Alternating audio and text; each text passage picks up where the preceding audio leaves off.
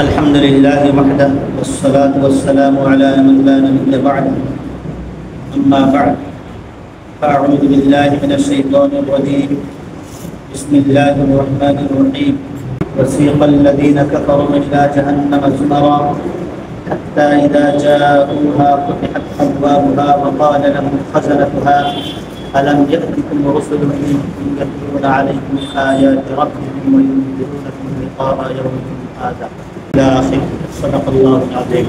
আমরা যে আগুন ব্যবহার করি পাক শাকের মধ্যে জাহান্নামের আগুনের 70 ভাগের 1 ভাগ। জাহান্নামের আগুনের মধ্যে যত হিট আছে, যত তীব্রতা আছে, এই দুনিয়ার আগুনের থেকে 70 গুণ বেশি। দুনিয়ার আগুনে সহ্য করতে পারি না, জাহান্নামের আগুন সহ্য করা যাবে সম্ভবই না।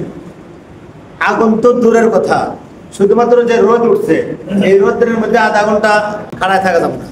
কল্পনা করেও কুল কিনারা পাবো না যে জাহান্নামের আযাব কত ভয়াবহ হতে পারে, কত কঠিন হতে পারে। আমরা যতই চিন্তা করি, যতই আমরা অনুমান লাগাই, আমাদের অনুমান থেকেও লাখ লাখ গুণ বেশি জাহান্নামের আযাব, জাহান্নামের কঠিন আযাব আল্লাহ প্রস্তুত করে রাখছে। যেমন আল্লাহ নবী সাল্লাল্লাহু আলাইহি ওয়াসাল্লাম জান্নাতের বিষয় বলেছেন যে জান্নাতের মধ্যে এত সুখ, এত শান্তি, এত নিয়ামত আল্লাহ দান করবেন যে কাহারও চোখ এখন পর্যন্ত দেখে নাই, কাহারও কর্মে এখন পর্যন্ত শুনে নাই, কাহারও অন্তর এ কথা ভাবতেও পারে নাই যে জান্নাতের মধ্যে এত এত সুখ নিয়ামত পাওয়া যাবে।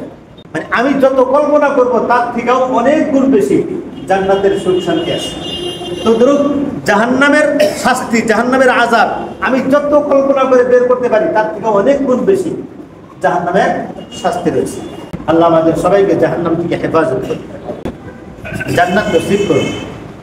জান্নাতের আমল করলে জান্নাত পাওয়া যাবে। আল্লাহ রাব্বুল আলামিন জান্নাতের আমল কি কি হবে আমাদেরকে বলে দিয়েছেন, আর কি কি কাম করলে, কাজ করলে, কোথায় গেলে জাহান্নামে যাইতে হবে সেগুলো আল্লাহ স্পষ্টভাবে কোরআন কারীমের মধ্যে বলে দিয়েছে। এখন আমাদের চয়েস, আমি যেটা চয়েস করবো, আমি যেটা পছন্দ করব, আল্লাহ সেই হিসেবে আমার জন্য ফয়সালা করবেন। যদি আমি জান্নাতের রাস্তা ইখতিয়ার করি আল্লাহ জান্নাত দিবেন, যদি জাহান্নামে ইখতিয়ার করি, জাহান্নামের রাস্তা অবলম্বন করি, তাহলে আল্লাহ বলবেন তুমি ইচ্ছা করে জাহান্নামের রাস্তা অবলম্বন করছো, কোথেকে জান্নাতের আশা করে দরকার নেই। আমি চাইতেছি দিল্লি যাব, ধরে নিলাম আমি দিল্লি যাব, আমার দিল্লির রাস্তা ধরতে হবে। আমি যদি দিল্লির রাস্তা না ধরে অন্য দেশের রাস্তা ধরি আর বলি যে আমি দিল্লি যাব, আমাকে কি ওই রাস্তা আমাকে দিল্লি নিয়ে যাবে? কখনো নিয়ে যাবে না। যেহেতু ধরুন জান্নাতের রাস্তা যদি আমি চলি আর বলি যে জান্নাতে যাব, তাহলে ঠিক। আর আমি জান্নাতের রাস্তা না চলে জাহান্নামের রাস্তায়, শয়তানের রাস্তায় চলতেছি আর বলতেছি আমি জান্নাতে যাব, সেই রাস্তা কোনোদিন জান্নাতে আমাকে নিয়ে যাবে না। মাহতারাম মুসলমান দোস্ত, কিয়ামতের আযাব, হাশরের মাঠের আযাব বড়ই কঠিন হবে, জাহান্নামের আযাব বড়ই কঠিন হবে। মানুষের মগজ পর্যন্ত গলে গলে পড়বে, মানুষ নিজের ঘামে হাবুডুবু খাবে। তার গুনাহ পরিমাণ, যার যার গুনাহ পরিমাণ তার ঘামের মধ্যে সে থাকবে। নবীজি বলেছেন কাহারও ঘাম তার পায়ের গিড়া পর্যন্ত হবে, কাহারও হাঁটু পর্যন্ত, কাহারও কোমর পর্যন্ত, কাহারও নাক পর্যন্ত ঘাম হবে। অর্থাৎ যার যত গুনাহ বেশি তার তত ঘাম বেশি। আর সে নিজের ঘামে নিজে হাবুডুবু খাবে, নিজের ঘামে নিজে অবস্থান করবে। মানুষ শুধুমাত্র এটাই মানে আশা করবে যে আল্লাহ আমাদের বিচার হয়ে যায়। কি হয় হবে, জান্নাত পাইলে পাইলাম, জাহান্নাম পাইলে পাইলাম, কিন্তু বিচার হয়ে যায়। তারা ভাববে, মানুষ তখন ভাববে যে এই যে আযাব, একটা নিম্নতর আযাব, সূর্য উপরে আসছে, ঘাম হইতেছে, আর এই আযাবে মানুষ গ্রেফতার হয়েছে। এই আযাবটাকেই তখন মানুষ বড় আযাব বলে মনে করবে, আর ভাববে যে এর থেকে জাহান্নামের আযাবই বোধহয় সহজ হবে। গতিকে তারা কামনা করবে যে আল্লাহ আমাদের বিচার হয়ে যায়, আমাদের ফয়সালা করে দাও। অতি সত্য, যদি জান্নাতের ফয়সালা করো তাও করো, জাহান্নামের ফয়সালা করো তাও করো, জাহান্নামে যাবো, তাও এই আযাব সহ্য হয় না।